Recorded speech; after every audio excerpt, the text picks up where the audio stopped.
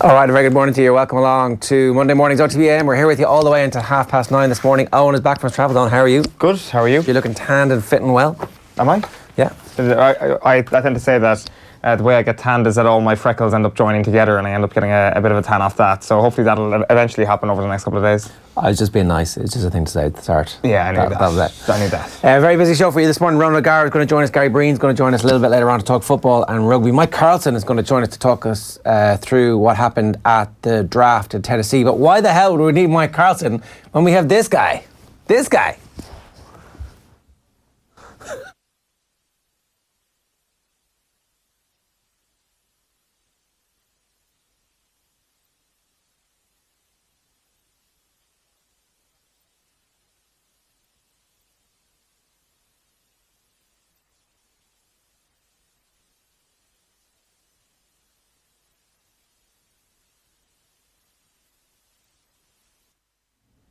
Every pick got a cheer except for ROG.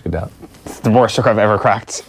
But the best joke I've ever cracked. I tend to have a habit of laughing at my own terrible jokes sometimes. 200,000 people have seen it now. 200,000 views. Yeah, so I've seen. Not exactly a statistic I'm going to put on my gravestone, I don't think. Oh, you were happy. I mean, it's just a moment of intense happiness. It was certainly a moment Why of were you intense. so happy? What was what had spurred you on to such happiness? What do you think? It was 4 a.m. We'd been there since 4 p.m. But normally people get tired and cranky. You're the opposite. Exactly. I'm actually quite happy with how I kind of carried myself at that point. I guess there was a little bit of high on life, sort of a serious sort of novelty value to being there. That wasn't planned to actually be there when that was happening. We were just going to be there after, at the end of a trip, we were over there for a wedding, and it turned out that the NFL Draft was in town, and it was amazing. It's kind of like, I've never been to Eurovision, but it's kind of like how I expect Eurovision to be, except everybody's wearing different NFL jerseys. People travelling from all over the country to be there, which doesn't really make sense to me. No. But fair play to them, because ultimately the draft itself is one of the least interesting things. Kyler Murray gets picked first, Roger Goodell gets booed, and it's all fun and games, and after about 20 minutes, it's like, this is kind of boring, let's just go into the pub. Yeah. Which is obviously amazing given the kind of the pool of different people that are there. Where did you get the figure of 150,000 people that so enthralled you? Like they do at halftime in Croke Park, there was a PA announcement that said 158,000 people are here in attendance. All right. I'm not sure was that on that one street, okay, or was that in total, but 150,000 people. It's a lot of people in one place at one time. It is, yeah. To see a bunch of names right out of a sheet of paper. Yeah, it's effectively, it's basically celebrate the careers of a lot of kids who may or may not make it. You were in Auburn as well, the famous university town? Yeah. Famous American college football team, basically. Yeah, exactly. I'd never heard of the university. I mean, maybe they have some famous non-sports alumni. You never heard of the town rather than the university, or? Yeah, apart from the football team. Yeah, sorry, exactly. That's exactly it. And the town kind of represents that. It is the orange colours every single place you look, and they live for that sort of stuff. I'd imagine it's a complete ghost town during the summer months, and it's not even football season now, but still it's bunting everywhere. They keep their stuff up. It's not like Kerry fans in the week of an All-Ireland final where they put up the flag outside the house. This is constant year-round religion-based devotion to your team. And that was interesting to see. I'd love to get over for a game sometime. Those college games, obviously, in the South are supposed to be absolutely incredible. But yeah, that was cool. And then I guess the only other sports thing I saw was the Houston Rockets in action a week before that, which was a fairly good event. We managed to sneak our way down to the more expensive seats at one point, which kind of shows the attendance levels at some of those game ones. But that was good to see, and their team that are still alive and want to follow. It was great to see James Harden in the flesh. Just beaten last night, 104-100. Yeah, they're not happy with the officials after that as well.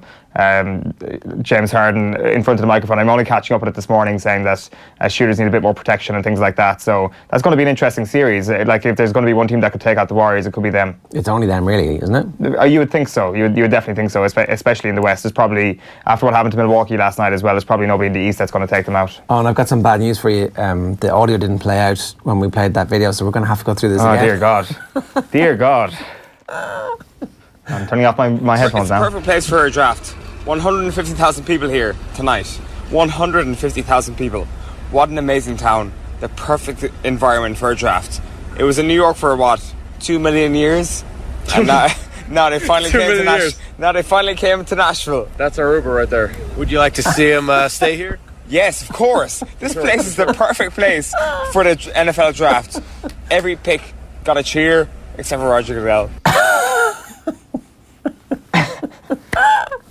Who's your buddy?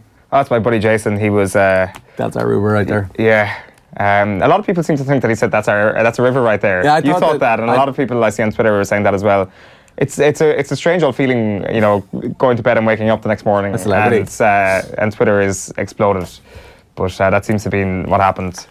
I've kind of come around to it now. At the start, I was like, this is bad. You sent it on to us. This is very bad. Well, I sent it on to you in WhatsApp. Yeah, I didn't go publicly. But you knew where it was going to end up, right? Yeah, in hindsight, it was a stupid thing to do, sending it to you. But I'm glad to see Nathan Murphy's actually got like 1,500 likes on his tweet about it. So he was the big winner. Whatever way you worded your tweet, it just wasn't as good. No, that wasn't. I was just. I just wanted to share it with people. Well, thank you very much. I think some people wanted to embarrass me, but I think I managed to do that myself. It's okay. What was Nathan's tweet? Blind Boy tweeted about it and then deleted it. Yeah, that was weird. I quote tweeted him and then I realised that my quote tweet wasn't actually in existence anymore because his was gone. So I thought I don't know why he changed his mind on it. It was something about Irish people and exemplifying the country abroad and stuff like that. But in a nice way. It was in a nice way, yeah. And then maybe he changed his mind. Maybe he watched it again and he was like, actually, no, they're disgrace their country. They're just a bunch of assholes. But potentially. And maybe he's not wrong. And so I thought your man was like, oh, that's a river over there because it was as ludicrous as your 2 million. And then it was like, and I realized actually, no, he's just come back to himself and goes, there's the safety of our Uber. See, that's how we got caught, is because when you're in the States, you rely on Wi-Fi quite a bit. So we're kind of static outside of Starbucks or somewhere to get Wi-Fi, and we're just standing there waiting for the Uber to show up. And up shows that TV reporter from Nashville, who I think he was talking about it on Nashville radio as well one morning. They asked me to go on breakfast radio with them. Did you? But I unfortunately had to fly out too soon. Oh no! Would you have gone in the studio for them, like? I think that's what they wanted. But he was apparently he was prowling the streets again the following night, trying to find unsuspecting people who might give him a quote. There you go. Stop eating. I don't on American television. You may have been drinking. 1,300 likes. It's not bad. So you're welcome for that, Nathan. Hopefully you got a few new followers for that. Did you? Yes. All from Tennessee. That's our Uber right there. I'm not sure where they're from, to be honest. I haven't really quite caught up with it. I haven't actually spent that much time on Twitter over the last couple of days because it's a perilous place for me right now. Brett Ramadna from WKRN, thank you very much for bringing that to our attention and for capturing what an Irishman abroad looks like. Yeah, well, thank you indeed, Brett. That's our Uber right there. Let's tell you what's coming up on the show this morning. As I said, Gary Breen's going to talk to us about the matter of inches, millimetres really at this point, that are going to, it looks like now, make Manchester City champions. There's still a couple of games left to go, but is there really anything that Brendan Rodgers can do to win the league for Liverpool? Who knows? We'll find out. Gary Breen's going to give us his thoughts. We'll also talk about Arsenal, obviously, their precipitous collapse in recent weeks. Still hasn't officially ruled them out of the Champions League places, but whoa, they are bad at the minute. Champions League, going to talk about that around about 8:25. The sports news around about 8:35 this morning with Phil. After that, we're going to be talking with Ronan O'Gara in New Zealand about the Pro 14 and everything else that's going on. Munster Rugby, the Arsenal women's team have managed to win the league. A couple of Irish players starring for them over the course of the season. And Nashville as well. We'll look back at the draft from a meaningful perspective around about 9:15. Now though, time for the newspapers. So we're going to start with the Times Ireland edition, and Bielsa orders his team to concede goal is the headline on the back of this one. Dramatic scenes in the Leeds-Villa game. Villa had a player down injured. We're going to kick the ball out. Didn't. Leeds scored. Kerfuffle on the sideline. Bielsa tells his team, 10 of the team seem to get the memo that they should let Villa equalise. The Leeds centre-back tries to stop him. There's a row after that again after Villa score. Game finishes 1-1. Villa have a man sent off for nothing. Patrick Bamford falls over because he gets looked at and gets... was Jonathan Khadija sent off or was it somebody else? Mings? No. I'll tell you now exactly who it was. Go on. What else happened? What else happened in that? Like obviously the swinging of the arm and the flailing kind of body of Patrick Bamford after that. Anwar El Ghazi was sent off, sorry. For absolutely nothing, as you say. And the question now has to be asked, does Mick McCarthy stop calling Patrick Bamford? He's like, no, we don't want you anymore. No, straight in. We wanted you before. If you can keep your head about you when all the rest of them are straight into our team. Bielsa gives Villa goal is the headline on the back of the Sun this morning. Rulers, City inch towards title thanks to legend Sergio. Millimetres, lads, it's millimetres in post and pre-Brexit world that we work in Europe. Ole sticks by dodgy De Gea and keen on striker Pat. Mick McCarthy is looking at some League of Ireland strikers. The Irish Times this morning is leading with Guardiola thankful for technology. Pretty relieved Pep Guardiola going to the officials at the end of the game yesterday. Millimetres, as the Sun have helpfully pointed out, that's exactly how much it was over the line by. Solskjaer backing De Gea despite his latest error. A lot of talk now that David De Gea could potentially be dropped. Solskjaer is going to back him. And then Jerry Thornley writing this morning that Munster are anxiously awaiting update on Murray's neck injury. So this is worrying news or concerning news at the very best for Munster at the moment. Van Gran to give a big update today on the injury situation of Joey Carberry, Keith Earls and Conor Murray. The back of the Irish Daily Mail this morning. City inched their way to the title, and that is the goal that was given against Burnley yesterday. Pep closes in on Crown as winner, crosses line by 29mm, and Emery proud to lose 3-0 is the headline. Unai Emery made the astonishing claim that Arsenal performed well and expressed pride despite his team slumping to a third defeat in 8 days, losing 3-0 at Leicester to dent hopes of a top 4 finish. The back page of the Mirror this morning goes with the headline 29.51mm. That could be the difference between winning and losing the title, as goal line technology gives Aguero's City winner. Then we've got De Gea drops a clanger once again, and fights and freebies in the Battle of Leeds and Villa. Yeah, sorry, and I missed the picture on the back of the Times Ireland edition. Mayo Women's Marathon Joy, Sinead Dira, 42, who was born in Mayo but now represents Australia after moving there in 2002, ran a brilliant race at the London Marathon to finish 7th and qualify for next year's Tokyo Olympics. So there will be some Irish representation, it looks like, although I don't know if there are others from Australia who might qualify for that as well. The Irish Daily Star goes with game of inches, and De Gea is safe despite Howler. Meanwhile, mark of respect by Bielsa. Bielsa praised for his sportsmanship after the extraordinary incident yesterday at Elland Road.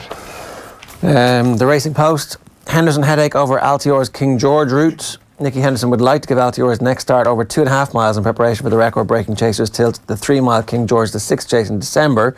The trainer said he'll spend the summer wrestling with the options for Altior, who took his unbeaten run to 19 when landing the celebration chase at Sandown on Saturday. Walsh eyes dream start to big week.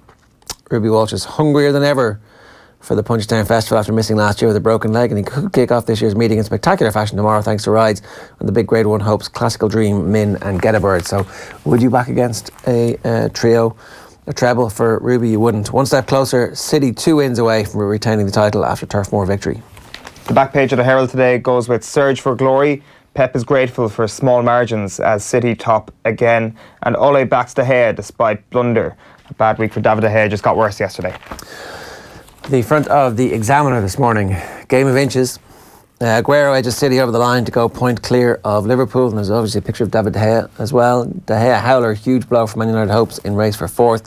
It's a great piece on the Mayo New York game, written by one of the panellists in New York, who's also a freelance journalist in the Examiner today. Double page spread. Diver delivers. Mayo-born runner secures Olympic qualification for Australia, and Irish provinces keeping powder dry in the Pro 14 race. We'll get into that a little bit later on with Ronan O'Gara. And then best and worst of GA in one Donegal club is Michael Moynihan's piece on the back, talking about the situation in Donegal. He's also talking about the new documentary series which is airing on RTE tonight, GAA Ella, which he is part of the production team for. It's obviously hosted by Darragh Conaja, made by Pat Comer, but they're also talking about the fundraising efforts around Paul Dillon of the Naomh Columkill GAA club in Newtown Cunningham, who was diagnosed with motor neuron disease, and the situation there, which obviously is a bit of a scandal. The Guardian goes with a picture of Sergio Aguero unbelievably happy and Tom Heaton unbelievably devastated. Small margins, big reward. Aguero was all smiles after his goal, given by goal line technology after the ball crossed the line by 29mm, put City back in full control of the title race. And you've also got Solskjaer's quotes there once again. Not the reason we are 6th. Solskjaer backs De Gea after latest howler cost United dear. And Top Guns, Arsenal seal Women's Super League title with thumping win over Brighton. Good Irish involvement there. Manchester City haven't lost a single game in the Women's Super League and have lost the title, which is incredible. It just shows how ruthless Arsenal have been. I think, what have they drawn? 4 games potentially. and all the rest have been wins.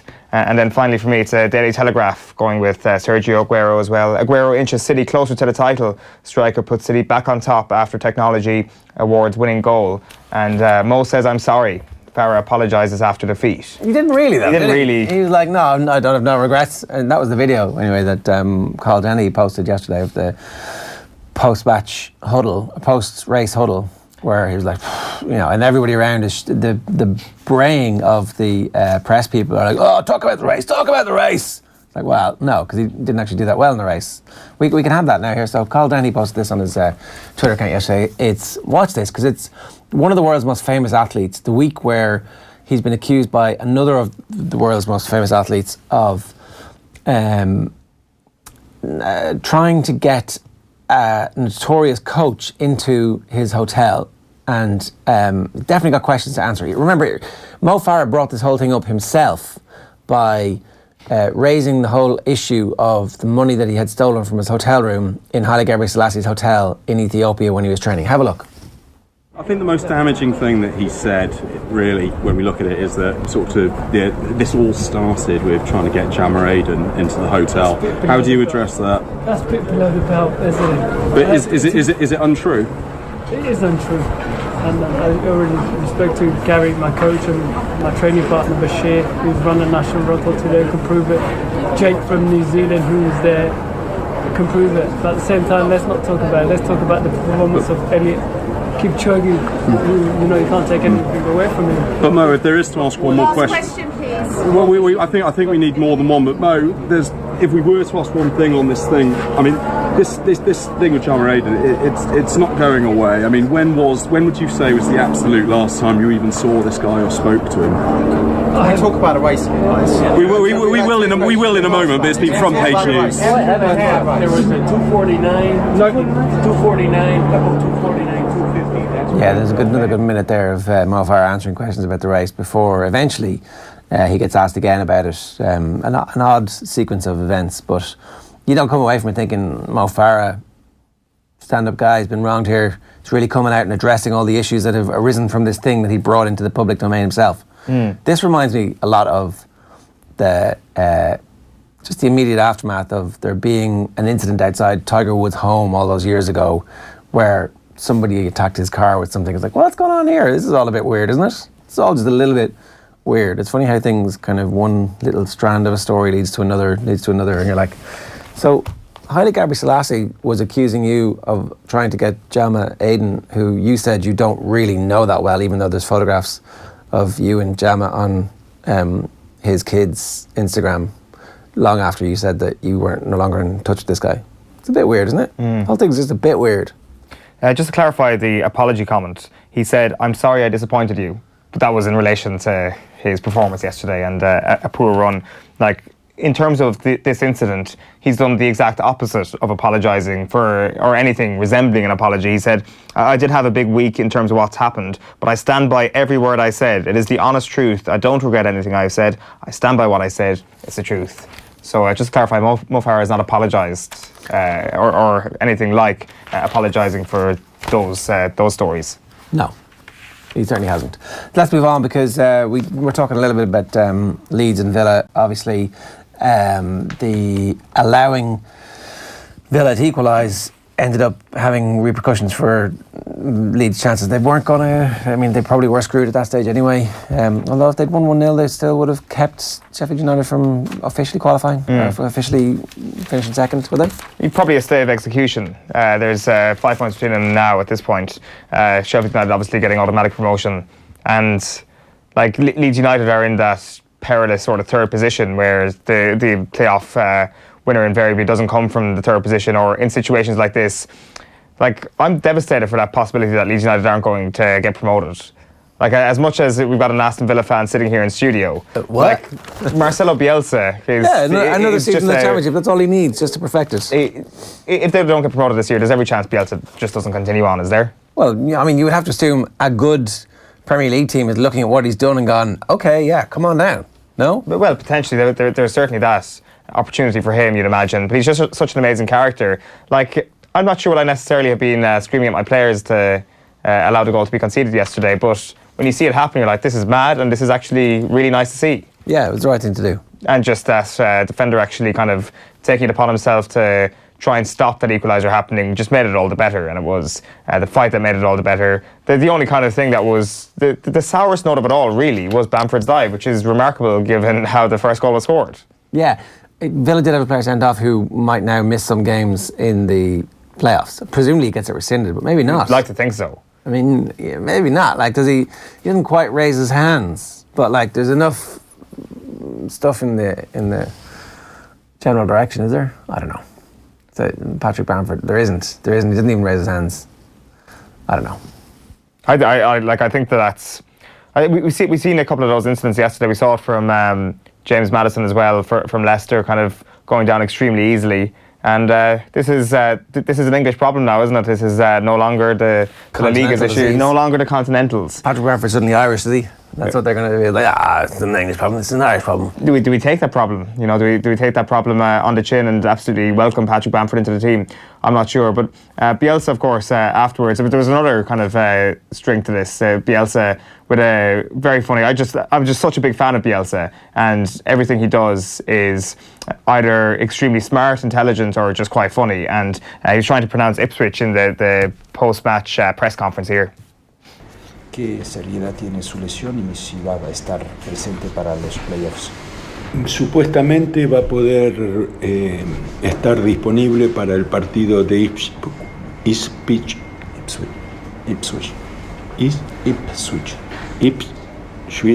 Bueno, me doy por derrotado. Okay, I give up. It is weird, Ipswich. Yeah, it is. Like when you haven't grown up knowing the name, it's weird. It's like it's not a normal piece of language, Ipswich. There's weird consonants in weird places when it comes to Ipswich, so can't really blame them for that. Like the immediate thought that comes to mind when you're watching a game like this yesterday is that the Championship once again proves itself to be one of the best football leagues around. But what often kind of comes in line with that is the Championship is one of the best football leagues around because it's real, because there's an authenticity to it, because the players are good and honest and all that. And yet one of the great storylines involved in all this yesterday was a guy diving. So it's a double-edged sword when it comes to the glorification of the Championship this morning. It has all the problems of money now that comes with money in football, right? Because there's so much money involved. Yeah, maybe the pure greatness of the Championship was at its peak a couple of seasons ago. And maybe now we're all waking up to the idea that this is actually the best, most competitive football league they've got in England at the moment, and one of the most palatable from a viewer's point of view. Because do we take this sort of... Like it is quite interesting contrasting to the Premier League at the moment, when you've got two superpowers doing La Liga-esque things to the rest of the table, to the 18 other teams in the division. And the Championship, I know it's kind of a cliche, and the top team do have 91 points, but anyone can beat anyone in the Championship. And the way that top six has changed and everybody's kind of gone through the playoff spots has been remarkable once again this year, as you come to expect. And it's that thing, which would you rather prefer? Which would you prefer to watch if the standard wasn't as I guess different when it comes to both divisions? Yeah, except the standard in the Championship has got way better. So here it is. What is about 28th of April in Leeds United, says Adam Pope. 1969 became champions of England for the first time. 2007 relegated to the third tier. 2019 make the 10 o'clock BBC News for fair play by allowing Villa to score an unopposed goal. I mean, Leeds United and fair play, is this the first time in their history that those two words have ever been put beside Leeds United? Is it? Like, because it's definitely not on brand. Well, I wonder what John Giles thought of this show of sportsmanship yesterday. Like, would he think to himself it was a disgrace by Bielsa to actually shout onto the pitch to allow that goal to be conceded? I'll be interested to hear his take on Thursday. I certainly have hope for the game when you see Bielsa run onto the pitch and do that, or basically stand on the pitch and do that. Like, it's not something I would have done. I definitely would have said, well, you know, tough for you. I mean, you let the guy run through, but ultimately, it's the way the goal was scored. The first goal was scored. I guess the other thing is that it didn't matter for Villa. They're already qualified for the playoffs. And really, what happens in the playoffs at this point, you're going to have to win your semi-final, and then the final's a one-off game. So it doesn't matter. It didn't really matter. It wasn't like you're getting home seeded the whole way through to the final and you've got home advantage, which wouldn't have happened anyway. But like, they were doing Villa a favour who didn't need the favour. Yeah, it's true, which kind of makes it more remarkable. If it was the other way around, you'd think to yourself, well, fair enough, they've allowed them to score when really they're just going to be a playoff team anyway.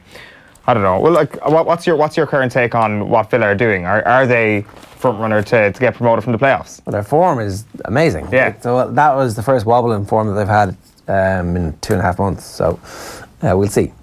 You kind of want to just keep it going now, make sure the bounce doesn't tail off or whatever. The other news from the weekend that was football related that you talked about. So Man City won every game. No, we're unbeaten in the Women's Premier League.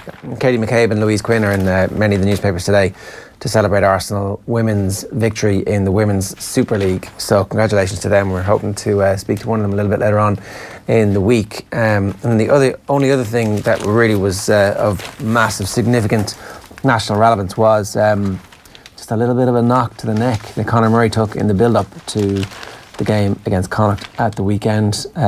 He was in the warm-up. Somebody dunted John Klein. Klein knocked off him, and immediately he grimaced. Gavin Cummiskey has some good stuff in the Irish Times about just the order of it, and how immediately Conor Murray looked a little distressed.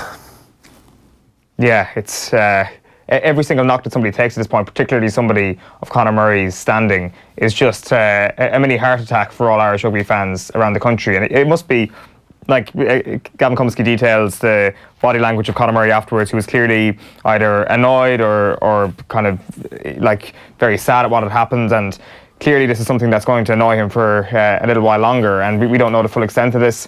The question now is, like, we just don't know what exactly is going on or the severity of it. Does Johan van Graan risk him in certain games? Does it become a situation where, you know, it's been mentioned quite a lot over the last 10 days or so, but the Munster being run by the IRFU, do Munster make decisions if you've got a 50% or even a 70% Conor Murray? Do you play him, say, against Leinster in a Pro 14 semi-final? No, and I think that's one of the benefits of having Johan van Graan sign a new contract over the last couple of weeks, is that he knows his job is safe. The backroom team know their jobs are safe. They're like, so if we're taking this one for the national team, you know, so be it. It was interesting in the post-match comments of Leo Cullen, he was asked about, you know, are you worried about the team not maybe being firing on all cylinders?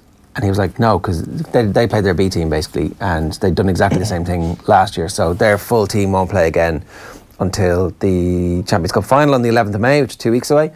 And he was making the point that we did this last year, and after that, the team played really well in the Pro 14 semi-final, the Pro 14 final, and then many of them went off to play 3 tests. I was like, well, that's interesting. He's actually talking about his responsibility to the Ireland team there and how important that's part of his job. Whereas, you know, previous Leinster coaches would have been Matt O'Connor was the one specifically who was complaining about the absence of the players during the Six Nations and not being able to choose them. So Leo Cullen obviously feels like his job is presenting them ready to go for the national team too. So I guess if that's your outlook on it, then you understand things much better. Well, you know the gig when you're getting into it. You know the situation when you're a Leinster or a Munster head coach. Part of your role is as an IRFU employee, and as an IRFU employee, the most important thing is the Ireland national team. Now, the different question is whether or not that should be the case.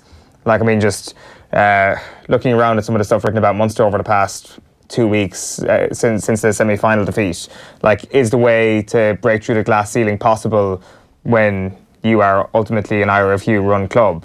And the answer to that is probably not. There is probably going to be an insane level of, not an insane, a healthy level of overachievement required if a Champions Cup, another Champions Cup title is going to be delivered. Why? Because our Leinster's resource is not much bigger.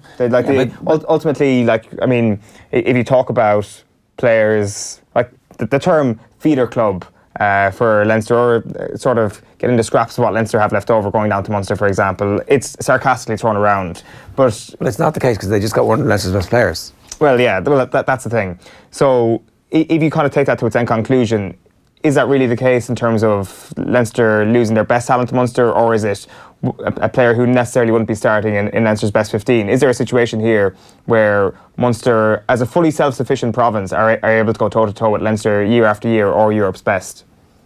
Yeah, I think that there has to be, and they have to organise themselves with that intention in mind. And like the organisation of the schools game in Leinster has provided one of the best academy feeder systems in world sport to Leinster, free gratis and for nothing. They don't have to pay a single penny for the training of the 12 to 17 or 18 year olds as they are in school, and they get some involvement then kind of with academy players, you know, from 15 to 19, they're kind of looking at these players and starting to say, okay, when it comes time for you to join our academy, you can be one of our players. But they're not paying out any money for that. In Munster, it's completely different. They actually have to now go and scout players who aren't playing in the school system and broaden that. And you can do that. You can totally do that. And they have an architecture in place to do it. It's just about making sure that it's funded properly. And they don't have the natural advantages that Leinster have. But I think there's a lot of fatalism about a team that reached the semi-final but was missing its two best attacking players. Like, Keith Earls is unbelievably important in these big games, particularly for Munster, where he is a standout player. And we're beginning to see what Joey Carbery can do and the difference that he can have in a team. Like, it didn't look like they were in the game. That was the worry. But Saracens are like one of the most expensively assembled teams in history, and they're one of the best teams that the competition has seen. So I don't know. The most encouraging thing from all of this is that we're still on for a Leinster-Munster game in the RDS or wherever it may be. Christmas time was amazing. Like that game at Christmas was brilliant. It was one of the high points of the rugby season, and I'm not going to lie, it was because we saw people from the same country fighting each other, and it was a beautiful sight. And maybe we can see that again in the Pro 14 semi-final. That is the big positive to take away from this. Yeah, all right, that's it for your papers for now. All right, this week on OTB AM, we've got some brilliant prizes for any cyclists or anybody who wants to get into cycling as we celebrate the launch of a brand new cycling website, welovecycling.ie. You can win a branded hoodie, a t-shirt, cap, water bottle, a Skoda cycling jersey and cycling shorts as well. To enter, just send us your favourite place to cycle in Ireland. welovecycling.ie includes helpful tips for the amateur and recreational cyclists on buying bikes, nutritional recommendations and cycle routes in Ireland as well. So welovecycling.ie is the brand new cycling website.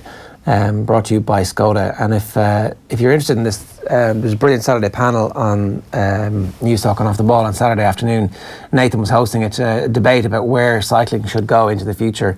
You should dig that out. Some pretty interesting ideas and some thought-provoking commentary around the whole notion of cycle safety and whose responsibility it is and all the benefits that we would get from cycling. So you should listen back to that on Saturday as well. It's 17 minutes past 8 this morning here on OTB AM.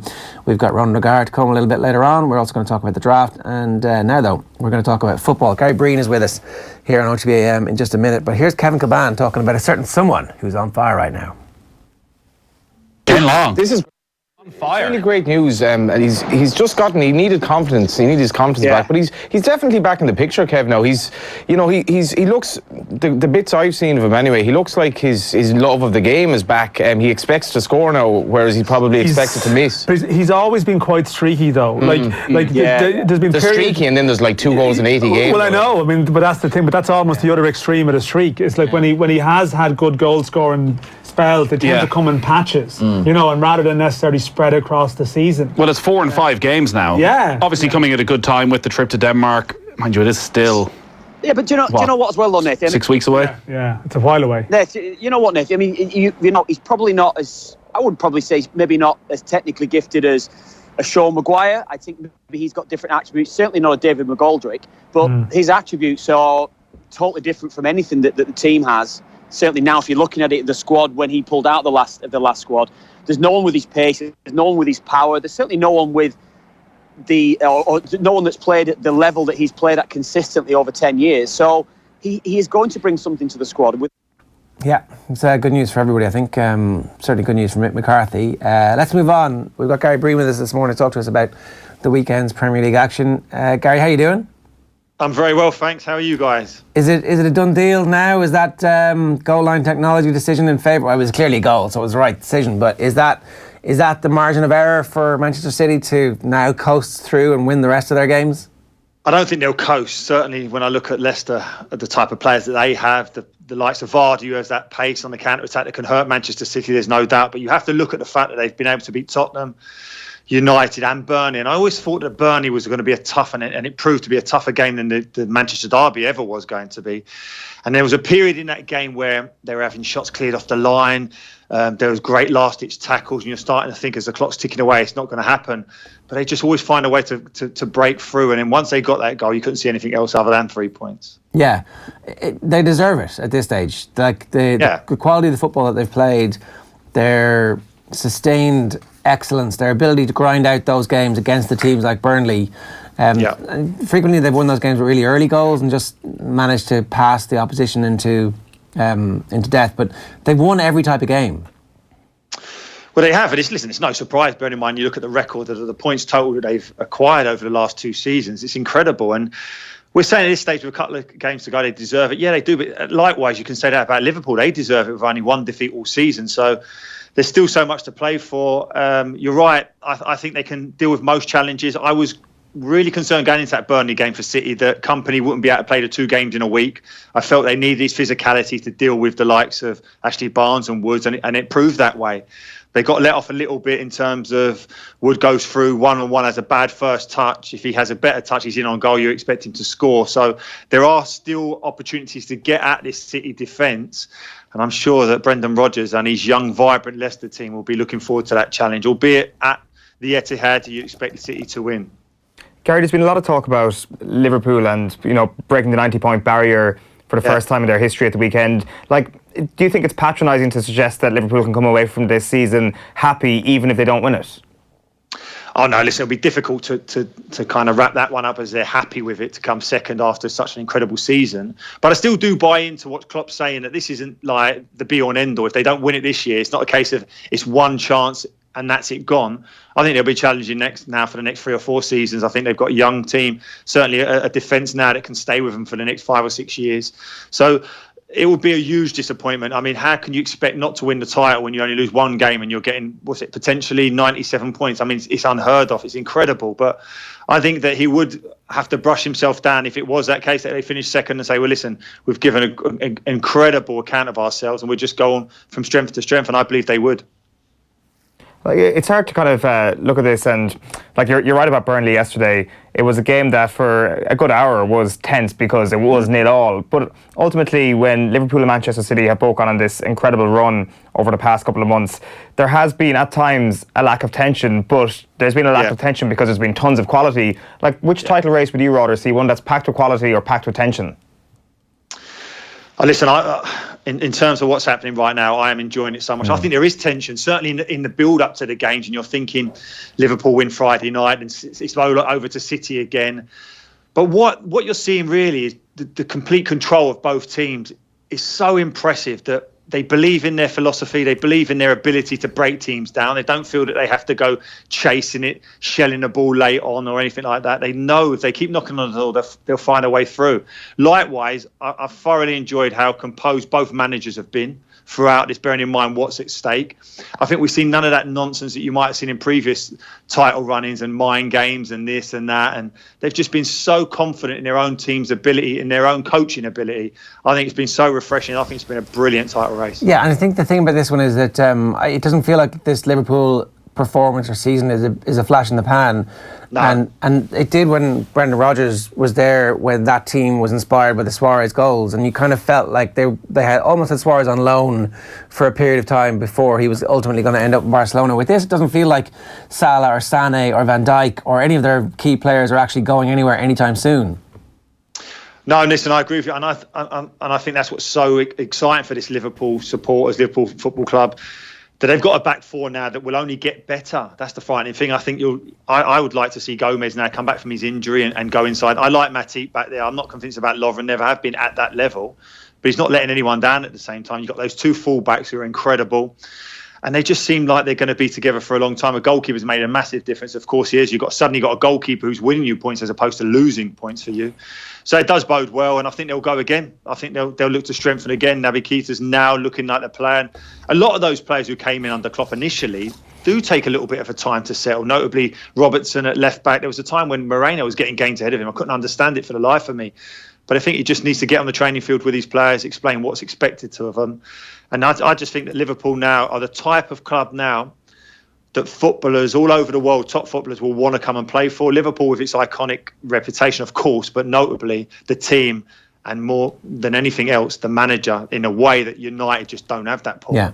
I think that's definitely true. And the idea that this is no flash in the pan from Liverpool, it's obviously no flash in the pan from Manchester City. Yeah. You look at the other 4 teams in the top 6, and every element you could almost pick apart as something that's unsustainable or might change, or a player might get sold here or there, to the point where you're thinking, could we have a big 2 and then a less big 4 and then you got the rest? Like, you do wonder if the top 2 are going to move away again next season.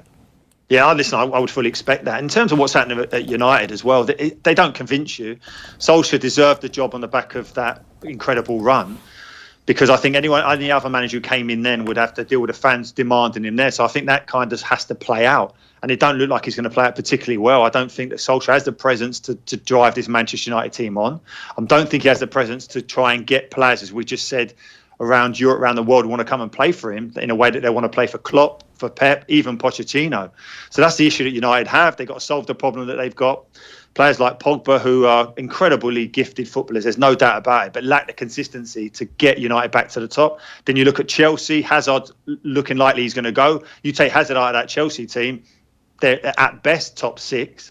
Arsenal, the inconsistencies. Emery's done a brilliant job, but he's got a squad that he inherited from Wenger, who's just not good enough to compete at the top end of the Premier League. It's as simple as that. Would you drop David De Gea, speaking of Manchester United? No chance.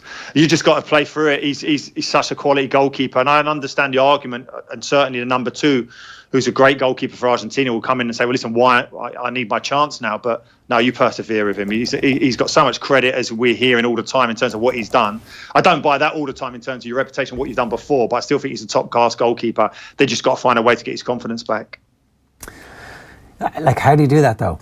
Obviously, play through it. You just got to dig in, Ger. It's as simple as that. Mental strength. He's a top-class professional. He didn't get to where he is because he's mentally weak. He's just not playing particularly well. It happens to the best, and he is one of the best in the world. So just got to dig in, get on with it. Do you buy into that whole possibility that maybe he's such a valuable asset at the moment? This summer is the time for Man United to cash in. So you have that full whole-scale revolution. You get rid of him, you get rid of Pogba. You take that money, you reinvest it in a bunch of younger players, and you give yourself, if you're Solskjaer, that kind of 18-month window where you're like, look, this isn't a team that's going to win the league this year, but it is a team that we believe can compete in 18 months.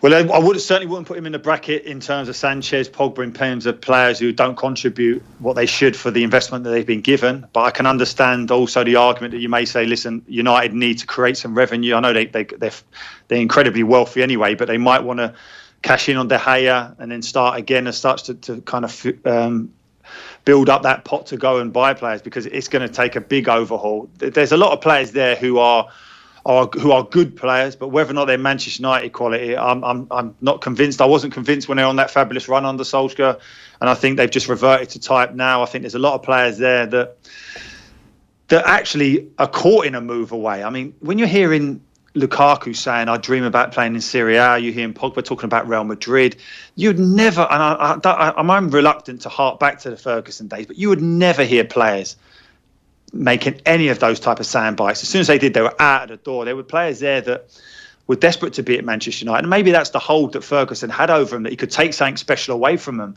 I don't think a lot of those United players now believe that they'll be like fighting for 2-0 to stay at Manchester United. I think they'll think, well, listen, I'll go somewhere else. Yeah, no, they're just another club at this stage. Yeah, they really are, and that was the lure that I always felt that United had, certainly with Ferguson, is that as much as the money that City had initially when the new owners come in, I always felt like, yeah, they may have that, they may be able to pay this and that, but they still won't be able to get the top players who want to be at Man United, the real ones who chase trophies. I don't think United have any of those now. We should talk about Arsenal, but before we do, just what kind of a job do you think Brendan Rodgers has been doing so far? Oh, brilliant job. He really has. There's no doubt about it. I mean, it was a real surprise, wasn't it, the timing of him leaving Celtic when he's on the cusp of doing that unprecedented treble again. But he must have looked at the Leicester squad and thought, yeah, I can really work with these. These can give me a team that can ultimately challenge that top 7, maybe sneak into that top 6. And you see them, they are a young, vibrant team. There's some quality players. Vardy looks revitalised again. They've got 2 Grizzly centre-halves in Maguire and Johnny Evans that you think, yeah, they give you a bedrock there. And even that performance against Arsenal, they just absolutely destroyed them. And he must be enjoying it. And you look at Brendan Rodgers and he seems to be loving it at the moment. Let's then talk about Arsenal. And oh dear. And where are they? So the concentration on all of the teams who are trying to qualify in the top 4, apart from obviously the top 2, has been, they've all been fairly equally bad over the last while. But I think maybe Arsenal have actually been the most abject. At least the other ones are picking up points here and there, and if they're losing games, they're close games. But Arsenal getting hammered by Leicester when Champions League qualification is on the line does not speak of a team or a club where things are being well run. Well, listen, it's exactly what you expect of Arsenal, because this last week of 3 defeats is when they had to produce something and the pressure was on. And it's at those moments that they fold. They always do. They've got a history of it, not just under Emery, but certainly under Wenger. And they'd got themselves into a position with Emery where ultimately Arsenal were the 6th best team in the Premier League, but he'd got them to 3rd. So you're thinking, what a brilliant achievement, bearing in mind the squad he's inherited. So now you're just thinking, just see out the games now. I know the away record's not particularly good, but it's stacked in your favour. The very fact that United, Chelsea, Tottenham to a certain extent were beginning to struggle. And no, they just absolutely capitulate like you see so often. And defensively, they're just woeful. I mean, to concede 9 goals in 3 games and such a pivotal week in your season just sums them up. And it's the actual nature of the goals where there's no real quality back there, even to the extent now that what I've noticed for set pieces, and it'll be interesting to see whether you guys have, they're getting really high defensive lines on wide free kicks. And I like that as a coach. And what I would suggest is when you do it, is that you do it just as the contact's coming in, you retreat then to 5 or 6 yards deeper. That's your position. You sprint there, and then you compete for that first ball. But what's so noticeable about this Arsenal team now, they're holding that line, and all they want to do is hope the team run offside. They don't want to head the ball. They don't want any physical contact. It is so embarrassing. And I think Steve Bold must be looking at it, scratching his head, and no wonder his hair's falling out. Like, when Steve Bold is scratching his head, is he seeing something that he can rectify immediately? No, and you can't, unfortunately. This is the problem. I can see the work he's doing. I can actually see what he's doing on training ground, how he's setting them up. But the problem that he has is that he can't hold their hands. He can't be right next to them. On that, as soon as they go onto that pitch, and anything might happen, that first ball comes in, and then they clear it. The second phase, they're in total disarray. They ain't got a clue where they're supposed to be running. And that's not because they ain't been coached. That's because they can't make good decision making. I mean, Mustafi is just, there's only so much you can say about Mustafi now. He's just not an Arsenal quality centre half. You're looking at Koscielny now. I mean, how can you be beaten from a ball that's effectively been kicked 100 yards? It's just incredible to see the type of goals they're conceding. A couple of other quick stories before we talk to you about the Champions League this week. Sheffield United getting promotion is pretty good from an Irish perspective. That's brilliant. Egan and into Stevens, so consistent, been so good. And I expect them now to join up with the Irish squad, so full of confidence. Imagine the excitement. Their first season now in that summer, looking forward to being in the Premier League. Daunting, of course, it will be. We heard Matt Doherty say initially on his first game of the season for Wolves how hard it was and how quick and how it was just like a blur at times. But he's excelled in it, and I'm sure they'll be thinking that they can do it also. It just is something that's really important, that we need more players playing. It's great that we have players playing week in, week out in the Championship, and we need loads of those, but the more players we have in the Premier League, you just see the benefits of having some strength and depth. Now listen, of course, it's an obvious thing to say, but at the same time, I think Mick McCarthy will structure a team that can play to all the players' strengths. I don't think he'll necessarily look and think, I'll only pick players who are playing in the top part of the Premier League. Not that he's got that much of a choice. So it is great. It's great for their confidence more than anything. So that when they turn up for Ireland, they've got their chests out, they're bullish, they know they're playing against some of the best players week in, week out. So that bodes well for us. So it does certainly look a lot more positive for us with Irish football than it did, say, 6 months ago. John Egan's only 26. He's 27 in October this year. So it's the kind of perfect age for a centre-back to be fully expressing themselves. It's one of those positions where, we did a piece a couple of years back with Damien Comoli. He was saying that around Europe, centre-backs aren't really trained in that physical contact that you've just been talking about. And so it takes so much longer for many of them, except the exceptional athletes, to actually break through and make it. So, that's not to say because he's only reaching the Premier League at 26 that he's not going to go on and have a good 7 or 8 years there. No, of course, absolutely. And I think you're right. I think as a young centre-half, more often than not, when you're coming into a first team, you're pushed out to full-back. And I think that's where you learn your trade, because they feel a little bit safer there. You're not. If you make a mistake, it's not in on goal as such. But the three at the back suited him at Sheffield United. He really has. But he can play in a forward. There's no doubt about that. And what he has got is playing league football for so long. Initially at Sunderland, had that bad injury. Then he goes to Gillingham and plays and wins Player of the Year. he gets in the team of the season in League One and stuff like that. Then he obviously goes to Brentford, plays even more. So there's a maturity about his games now, like that he understands what is required as a centre-half. He'll have made all these mistakes. And you hope now that going into the Premier League, listen, it's a huge jump in quality. Of course it is. And he'll be up against some centre-forwards who will give him the type of movement that he's never seen before. Is how quickly he learns. But if it's anything to go by in terms of how quickly he's learned as a young centre-half going through the leagues, then I think he'll be okay. Yeah, and Enda Stevens has shown that, grit and resilience and determination to come back from where he's been.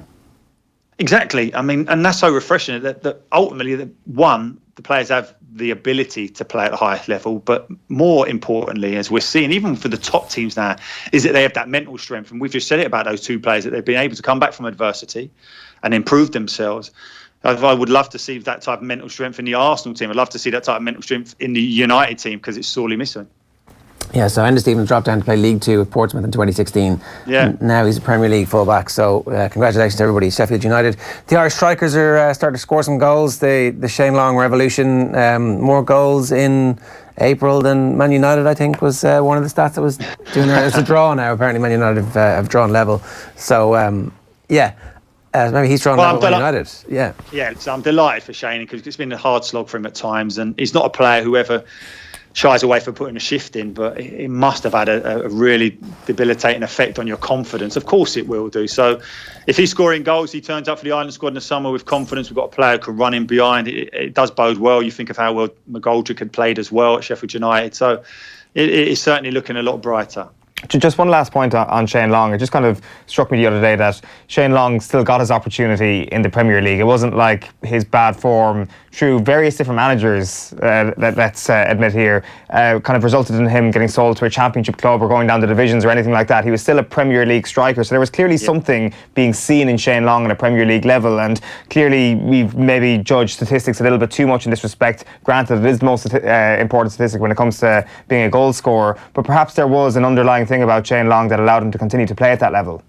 Yeah, I think so. You're right. I think a lot of managers will probably say, well, look at the outlet he gives us with that pacing behind. He unsettles defences. We've seen him do it numerous times, but it's whether or not he had that finishing ability that, and I heard the comments there, that there are times when he goes on a good scoring spree and it dries up for him again. But I think what he ultimately gives you is that energy, that work rate. He never shies away from that, and that's what managers will like. They probably won't hang their hat on him to get the vital goal at a vital time, but certainly have an impact on that. And, listen, he's a strong, quick centre forward. He doesn't give centre halves a moment's peace. So he's still a great squad player, even if he's not doing particularly well in that starting 11. Yeah, and if you're scoring goals at the end of the season for a manager who is going to go into his first full proper off-season, it's not a bad time to be in a bit of form. Let's talk about Spurs and Ajax, because this is a massive, massive opportunity for Spurs to reach the Champions League final against a team who 3 or 4 months ago no one really rated as one of the top 4 teams in Europe, and yet now that they're there, this isn't going to be a cakewalk for Spurs. These semi-finals have they've got a long track record of being unbelievably tight, nervy affairs, because everybody appreciates exactly what's at stake, and that evens things up very quickly. Yeah, I understand your point there, but I genuinely can't see anything other than Tottenham getting to the final. And people will say, and I'll try and give a bit of context here. Listen, Ajax have gone to Juventus and won, gone to Madrid and won, and so suddenly people are thinking, wow, this is an incredible young, vibrant team. And it is, but I've seen this Ajax team evolve over the last 3 seasons. I've seen so much of the Eredivisie, and they definitely have talented players. Of course they do. The big ones being Frankie de Jong's going to Barcelona, De Ligt at centre-half, but there's others. David Neres at right wing, Donny van der Beek at centre midfield, who scores goals, is a real threat. Obviously took over the mantle of David Klaassen when he went to Everton. But having said all that, I just don't think that this Ajax team will be able to cope with the intensity that Spurs will bring in terms of Premier League football, that athleticism that you don't see. As good as Serie A teams are and Juventus are, you don't see that type of athleticism. And you certainly don't see it with an ageing Real Madrid team. And we're seeing Real Madrid losing the weekend to a team at the bottom of the league. So I just want to give a little bit of context. The only issue I have, though, is that Tottenham looked jaded against West Ham on Saturday. I was at the game. They were knocking on the door. They lacked a little bit of that final end product, which is surprising. And it was something we'd seen against Brighton in midweek. Ericsson getting that brilliant goal, something we'd seen all throughout the season, really, with teams who defend deep. The likes of Burnley, took ages for them to beat. Tottenham got a late winner against them. Wolves beat them on the counter-attack. So any teams that sit deep against Tottenham cause them problems. The difference is Ajax will be expansive. They'll look to try and dominate the ball. They'll spread out. They'll try and play through the thirds. And I think that's where Tottenham will get them. Yeah. The slight issues that Spurs have had in terms of the injuries, you haven't quite seen them reach their full, this is who the team is, this is the form that they have, this is what they can rely on as a pattern of play over the course of 90/180 minutes. Yeah, that is the concern. Of course it is that Harry Kane's not there. Son's suspended for the first game. I think Son would have been a nap for it. Janssen just doesn't look good enough for this level, certainly. He may well go and play. He made his name in the Eredivisie. Tottenham brought him over from there. He may well enjoy going up against Ajax. I wouldn't want to trust him. I think Llorente will probably play centre forward. The only thing I will say in terms of the injuries and everything, and the biggest concern for me is that this Spursy tag, that when they look like they're going to do something, they absolutely blow it. I think Pochettino has tried hard to rid this team of it. The very fact that they've gone into Milan and Barcelona and got results when they needed suggested that he is getting away with that. But nevertheless, 1 point from 15 prior to April, and where their title challenge totally collapsed, just shows you that Tottenham are capable of it. But if they were to do it now with the opportunity they have with Ajax over 2 legs, it will be such a missed chance. It is mad when you consider how few players they've added over the last 3 transfer windows, really, that it doesn't make any sense that they've been able to get better and better and better while they've been building this new stadium. Listen, it's incredible, but I genuinely don't think the team has got better. I think the teams have got worse since that last season in White Hart Lane, where they were undefeated all season with the likes of Moussa Dembele, Kyle Walker. I think with every season, the teams actually got weaker. But what has happened is Pochettino just showed his quality. He's got better and better to keep them competitive. And this is the issue that they have. I mean, that stadium, Ger, when you get over there, it is absolutely amazing. But it's not going to keep your best players. It just won't. And Eriksen's contract now is up in 18 months' time. There's talk about Manchester United. There's certainly talk about Real Madrid.